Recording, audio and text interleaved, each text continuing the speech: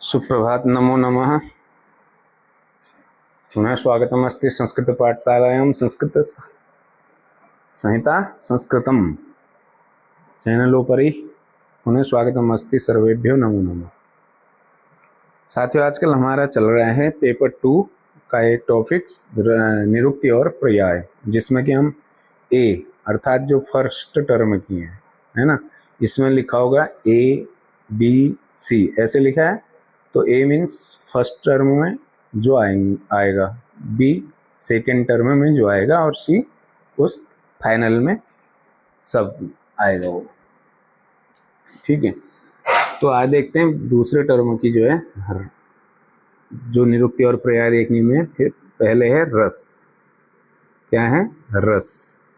ठीक है, तो रस की सीधी सी है, रस गति के अर्थ में, रस गते अर्थ से घई प्रत्यय। कौन सा प्रत्यय? घई प्रत्यय। ये भी एक प्रत्यय होता है। ठीक है, घई प्रत्यय लगाने पर रस शब्द बनता है। ठीक, एक ए लिख लीजिए, रस प्लस घय। ठीक है, और एक लिखिए रस आस्वादने। दूसरा लिखिए इसकी रस आस्वादने, यानी कि रस किसे कहेंगे? जिसका आस्वादन या स्वाद लिया जाए। ठीक है, आस्वादने, रस आस्वादने। रस आस्वादने इति रसः, रस प्लस घय प्रत्यय। ठीक है, ये आपकी दो हो गई। और आपको फिर तीसरे में क्या लिखना है? फिर कीजिए आप, अहोरात्रम, अहोरात्रम एधते गच्छति इति रसः। जो क्या कह रहे हैं? अहोरात्र यानी कि रात दिन, निरंतर, है ना, निरंतर। एधते वृद्धि को प्राप्त होता है, बढ़ता है या गति करता है। गच्छति थी, अहोरात्र गति करता है। रस हमेशा क्या होता है? चलायमान होता है। वो कैसे होगा? चलता रहेगा, है ना। तो गति करता रहे, जो शरीर निरंतर अहोरात्र गति करता है, उसे रस कहते हैं। समझ रहे हो ना? रस धातु, ठीक है, जो गति करने का काम करे शरीर में, वो क्या है? रस। और इसके पर्याय हैं अम्भ, जलम, सारः, द्रवः, सोम, लोहित कारणम। ठीक है, रस गते धातु से घ प्रत्यय लगाने पर रस शब्द बनता है। रस आस्वादने।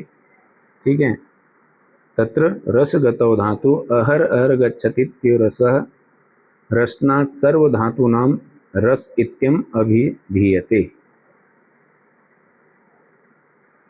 दूसरे रसनात् सर्व धातूनां।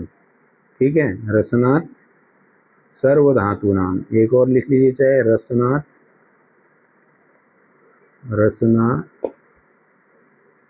रसनात् सर्व धातूनां, सर्व धातूनां, जो सभी धातुओं का रस, रसनात् सर्व धातूनां। ठीक है, जो सभी लोह आदि रसों को रसन अपने में विलीन कर लेता है, वो क्या हो जाता है? रस कहलाता है। चलिए आगे देखते हैं। दूसरी है रक्त। दूसरी है रक्त। ठीक है, रक्त धातु।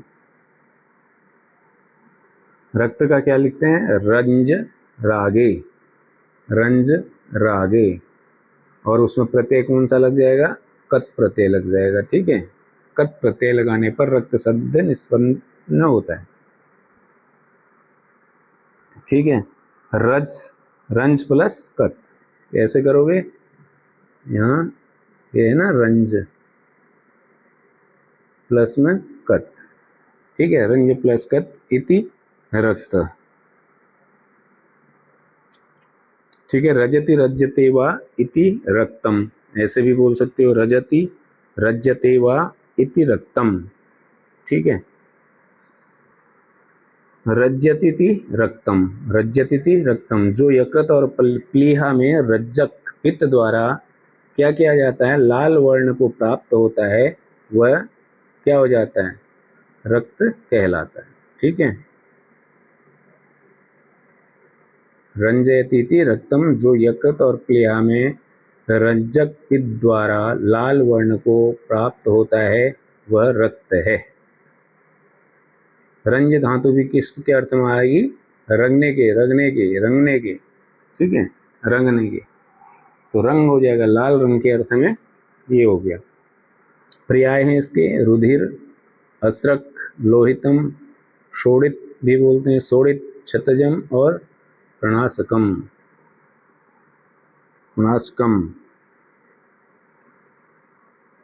लोहित आमिषक भी बोलते हैं, प्रावण, रुधिर, एक शब्द और है रुधिर, पहले आ गया रुधिर, ठीक है, रुधिर, असृक, लोहित, शोणितम, क्षतजम, प्रणाशकम। रंज रागे में कट प्रत्यय जोड़ा, रक्तः शब्द बना, ठीक। रंजयतीति रक्तम, जो यकृत प्लीहा में रक्तक पित्त द्वारा, रंजक पित्त भी 5 प्रकार के होंगे जो आप पढ़ोगे, है ना, रंजक पित्त उनमें से एक प्रकार है, द्वारा लाल वर्ण को प्राप्त होता है, वही रक्त है। आगे देखिए, मांस, मांस धातु, मांस धातु निरुक्त, सॉरी जुकाम भी हो गया आज। मांस, मत्स्य कौटिल्य या मन ज्ञान अवबोधने धातु से मंस शब्द क्या होगा? सिद्ध होता है, किससे?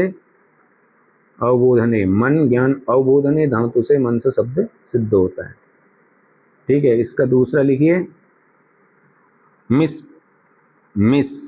स्पर्धायाम, मिस, ठीक है, मिस स्पर्धायाम,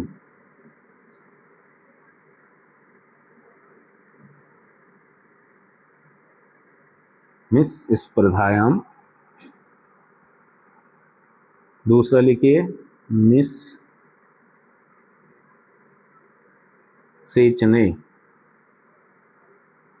मिस सेचने, सिंचन करने में, सींचने में, सिंचन, सींचने, सेचने, ठीक है, ठीक है। मनसी या मिस कौटिल्य या मन ज्ञान अवबोधने धातु में से मंस शब्द बनता है, उसी से फिर मांसम बन जाता है। अगला, मन्यते शरीरम अनेन इति मांसम, या पुष्णातीति मांसम, जो शरीर का पोषण करता है एवं उसे दृढ़ता प्रदान करता है, जो शरीर का पोषण करता है एवं उसे दृढ़ता प्रदान करता है, वो क्या हो जाएगा? मांस। पर्याय हैं इसके, पिशितम, पललम, तरसम, आमिषम, रसावहम, मेद और कृत। एक इसको ही बोलते हैं लोमन, एक लिख लीजिए लोमन, पर्यायवाची, कुछ तो याद रहेंगे जितने ज़्यादा होंगे। एक और बता दे रहा हूँ, राक्षस भोजन, एक बोलते हैं राक्षस भोजन, राक्षस भोजन, एक नाम ये भी है राक्षस भोजन। इसको भी, ये भी किसको कहते हैं? मांस को ही बोला जाता है राक्षस भोजन, ठीक है।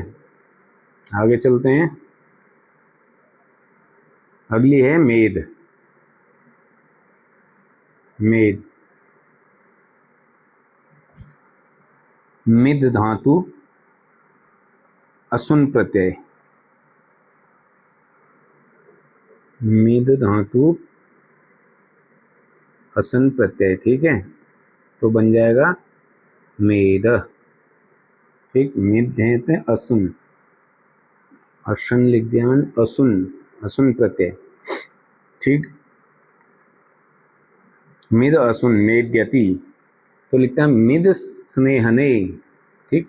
दूसरा है जो यहाँ लिखा है वो मिद स्नेहने धातु से मेद शब्द बनता है। स्नेहति स्नेहयति अनेन इति मदः मेदः, स्नेहयति अनेन इति मेदः, जो क्या करे, जो शरीर में, ये लिख लीजिएगा निरुक्ति, जो शरीर में क्या करता है, स्नेह, स्नेहा वपा मज्जाकृत गात्रा स्नेह ओ, जो शरीर में स्नेहन यानी का स्निग्धा, स्निग्धता, चिकनाहट का कार्य करता है वह मेद है। ठीक है, स्नेहन एवं स्निग्धता का कार्य जो करता है वह मेद धातु होती है, इति मेद। स्नायति अनेन इति मेदः, और मिस स्वे स्नेहने, और मिस प्लस असुन प्रत्यय, मिद प्लस असुन प्रत्यय, मिद प्लस असुन प्रत्यय, स्नेहन करने वाला, क्या करने वाला, स्नेहन करने वाला जो धातु है वो मेद है, स्नेहन करने वाला। ठीक है, स्नेहन। और इसके पर्याय देखिए, वसा, स्नेहा, वपा, मज्जाकृत और गात्र स्नेह।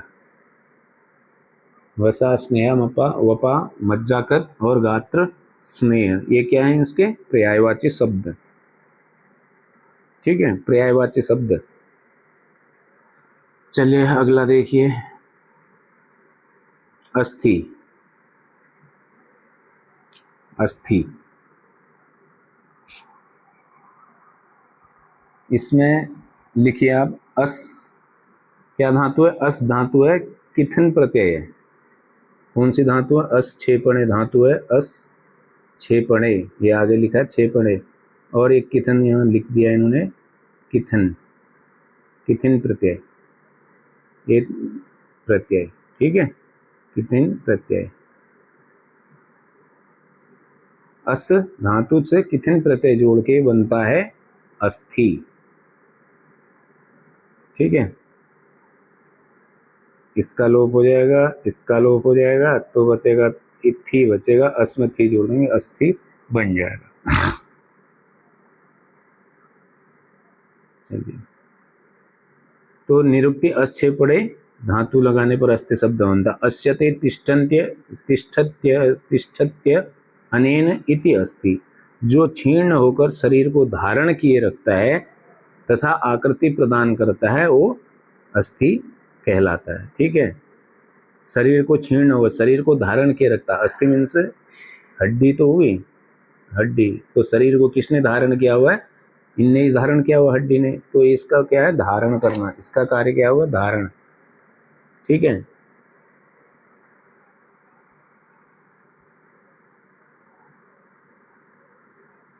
आगे देखिए, धारण किए रहता है, तिष्ठन्ते यानी कि धारण किए रहता है, स्थिर रखता है शरीर को, अस्यते इति अस्थि। पर्यायस्के अस्थन, कीक्सम, कुल्यम, देहधारणम, शरीर स्तंभनम, शरीर स्तंभनम। बलकर एक नाम इसका होता है, बलकर, ये भी नाम इसी का है, बलकर। सकल, सकल। ठीक है, कुल्यम आ गया यहाँ पर, ये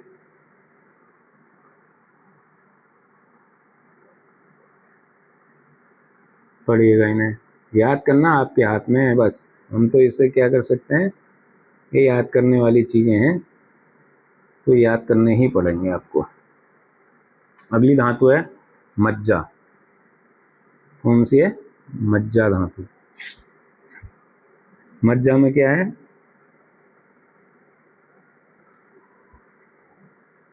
मज्जा में मज्ज शुद्धौ। ठीक है, मज्ज शुद्धौ, ये रखा, मज्ज शुद्धौ निमंजने। ठीक है, इसका एक और लिखिए, मंज, मज्ज में एक प्रत्यय जुड़ जाएगा इसमें पहले, अच। ठीक, वो अच प्रत्यय इसको बना देगा मज्ज, अब ये बन जाएगा मज्ज। अब इसमें जब टाप प्रत्यय फिर जोड़ेंगे तो ये बन जाएगा मज्जा। ठीक है, मज्जा।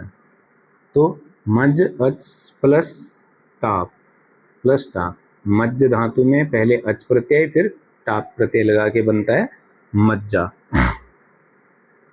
ठीक है, मज्ज शुद्धौ निबंजने धातु से मज्जा शब्द की निष्पत्ति होती है। मज्जति मज्जति अस्थिसु इति मज्जा। ठीक है, जो अस्थियों के भीतर की गुहाओं में निमग्न स्थिर रहता है, अर्थात कहाँ, अस्थियों के अंदर, हड्डियों के अंदर के भागों में जो निमग्न अर्थात स्थिर रहता है वह क्या होता है, मज्जा। मज्जा कहाँ से निकलेगा, हड्डी से, हड्डियों के अंदरूनी भाग में स्थिर रहता है, इसलिए इसका एक नाम है अस्थिसार। हड्डियों का सार है, अगर ये मज्जा ना हो तो अस्थियां कमज़ोर पड़ जाएंगी, हड्डियां कमज़ोर हो जाएंगी, तो इसलिए इसको मज्जा सार, अस्थिसार भी बोला जाता है। ठीक है, इसके पर्याय देखिए, अस्थिसार, मज्जन, सार, सारह, अस्थिस्नेह और शुक्रकृत। ठीक है, और लिखना चाहो तो मज्जति अस्थिसु इति मज्जा, ये वाला लिखिए ना। एक जो मैंने बताया मज्ज अच प्लस टाफ। ठीक है, आगे आगे शुक्र। शुक्र का क्या है, सुच सोके अथवा शुभ दीप्तौ, इन शब्दों को मिलके बनता है धातु। इन धातुओं से शुक्र शब्द की उत्पत्ति होती है। सुच्यति शोभते इति शुक्रम, सुच्यति अर्थात जो शुद्ध करता है, जो शोभते विशेष शोभा प्रदान करता है। ठीक है, फिर एक लिखो शोधयति, शोधयति, शोधयति, शोधयति व शुक्रम, शुक्रम। ठीक है, सुच धातु, ठीक, या सोके या शुभ धातु दीप्ता अर्थ में, ये वाला ज्यादा अच्छा है।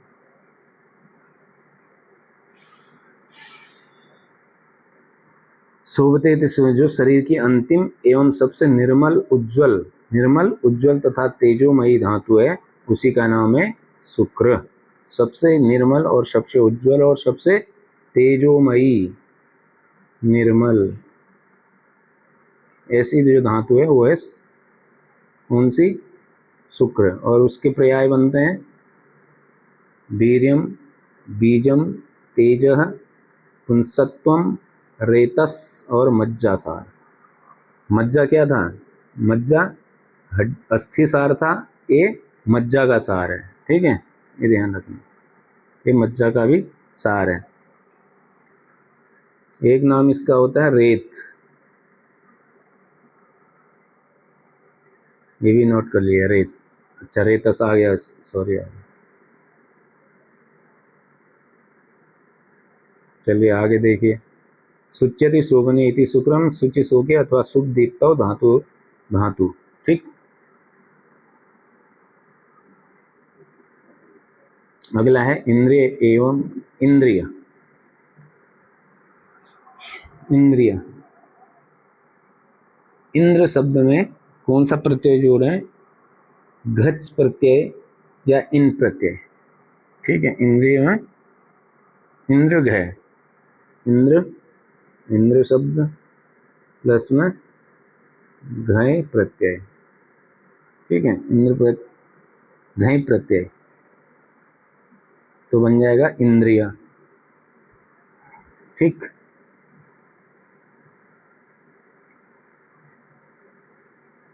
इंद्र शब्द में घच या इनी प्रत्यय लगाने पर इंद्रियस बनता है।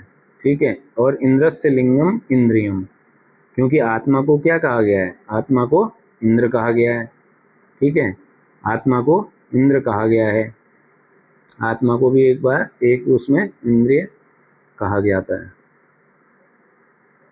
तो आत्मा के अस्तित्व का जो बोध कराने वाले हैं उसको ही क्या कहेंगे हम? इंद्रिय बोलेंगे। आत्मा के अस्तित्व का बोध कराने वाला, ठीक है, आत्मा का अस्तित्व। इन इंद्रियों के द्वारा ही तो हम आत्मा का अस्तित्व हमें मालूम पड़ता है कि आत्मा भी है शरीर में। इंद्रियां जब क्रियाएं करती हैं तो कोई तो है जो इनको चला रहा है, तो आत्मा के अस्तित्व का बोध कराने वाले इंद्रिय होते हैं, ठीक है। इसके हैं पर्याय, देख लीजिए। करणम, करणम का मतलब भी साधन, साधनम का मतलब भी अक्षम, ऋषिकेश, ऋषिकम, ठीक है। इंद्र से यानी कि आत्मा से उत्पन्न होने के कारण इनको क्या बोलते हैं? इंद्रिय। ऋषिकम, विदारी, इंद्रिय, ये इनके नाम हो गए। ध्यान रखिएगा, ये इंपॉर्टेंट है। इंद्रिय, इंद्रस्य लिंगम इंद्रियम। इंद्र को यदि आत्मा मान लिया जाए, इंद्र बराबर आत्मा, ठीक है। आत्मा का बोध कराने के कारण, आत्मा का बोध कराने के कारण इंद्रिय कहा जाता है। फिर है श्रोत्र, श्रोत्र अर्थात कान, ठीक है। श्रु, श्रु, श्रु, कौन सी धातु आएगी? श्रु, श्रु श्रवणी धातु में प्रत्येक, श्रु तो सुनने के अर्थ में धातु, इष्टन प्रत्यय, ठीक। इष्टन प्रत्यय लगाएंगे तो तब बनेगा श्रोत्र।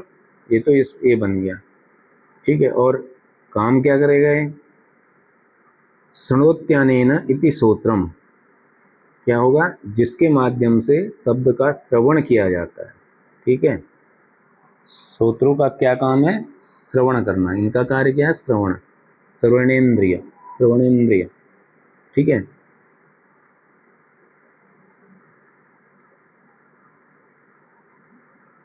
लिख लीजिए। कर्ण, शब्द सबको पता है। शब्द ग्रहण, शब्द को ग्रहण करने वाला। श्रवणम, सुनने वाला। श्रुति, उसका मतलब भी सुनने वाला। और इंद्रियम तो नाम है ही है, वो तो इंद्रियों में आ जाता है, इसलिए इंद्रियम नाम तो सबका ही आ जाएगा, ठीक है।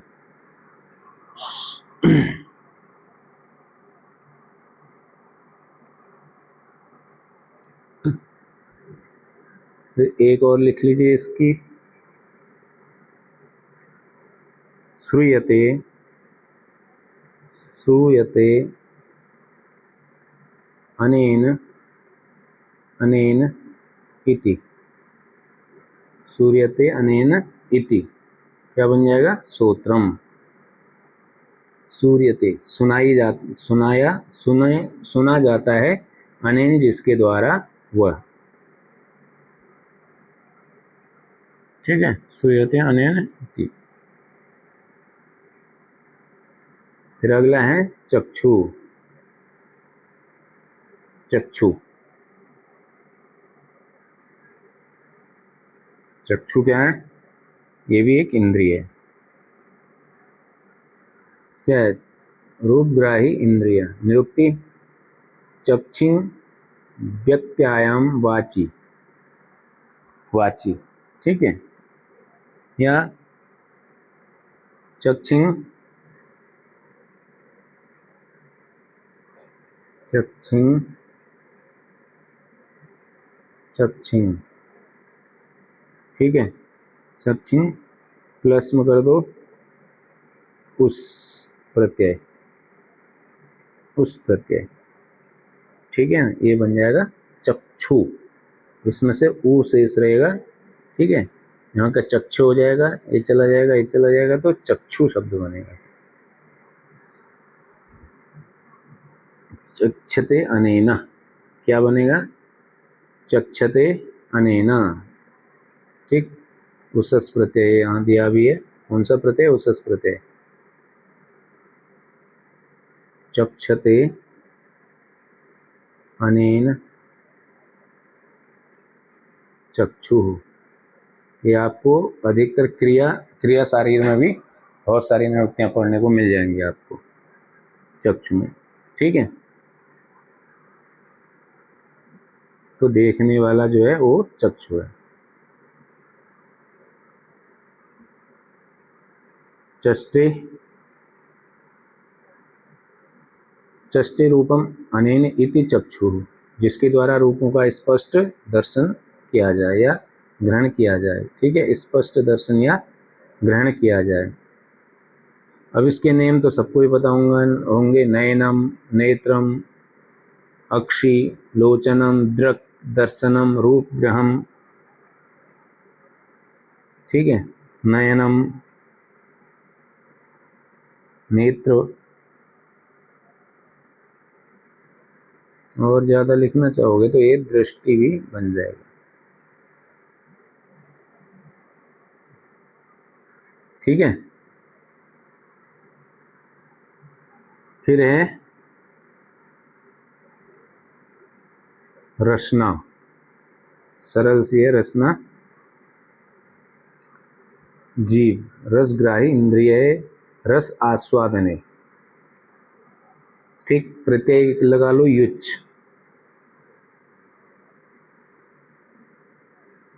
युच का अना, रसना।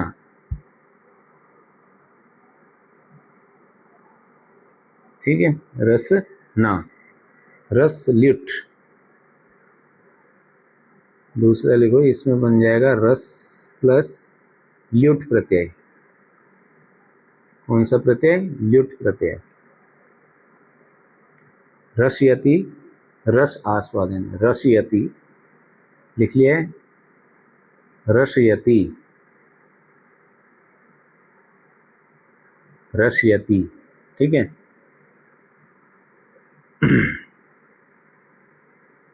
रसयति आस्वादयति इति रसना। जो 6 रसों का आस्वादन ज्ञान कराती है वही हमारी क्या है? रसना। ठीक है, कड़वा है कि मीठा है, फीका है, तिक्त है, कैसे है, कसा है, ये जिसके द्वारा ज्ञान होता है वही हमारी रसना। अगली है, इसके पर्याय ये हैं जिव्या, रसज्ञा, रसग्राहिका, लोलुपम, वाक, वागेंद्रिय संदर्भ में। इसमें नहीं भी करोगे तो कोई दिक्कत नहीं। फिर अगली देखो घ्राण। घ्राण किसे कहते हैं? नाक को, यानी जिससे सूंघा जाए, ग्रहण किया जाए। ग्रह गंधोपादाने, गंधोपादाने किसमें? ग्रह धातु और गंधोपदाने अर्थात में ग्रह प्लस ल्युट, ल्युट। ठीक, दूसरा जिघ्रति अनेन इति ग्रहणम। जिघ्रति अनेन इति, जिघ्रति यानी सूंघने, सूंघा जाए जिससे। जो सूंघने का काम करे जिसके द्वारा होता है वही घ्राण है, जिसके द्वारा गंध का ग्रहण किया जाए। ठीक है, जिसके द्वारा गंध का ग्रहण किया जाता है उसे हम क्या बोलते हैं? उसे हम रसना बोलते हैं। और नाम नासिका, नाशा, गंधवहम, गंधग्रहम और घ्राणजम, ये इसके पर्याय हैं घ्राण के। ठीक है, आज के लिए इतना काफ़ी है। नमो नमः, फिर मिलते हैं। जयतु संस्कृतम, जयतु भारतम, पुनः मिलामः।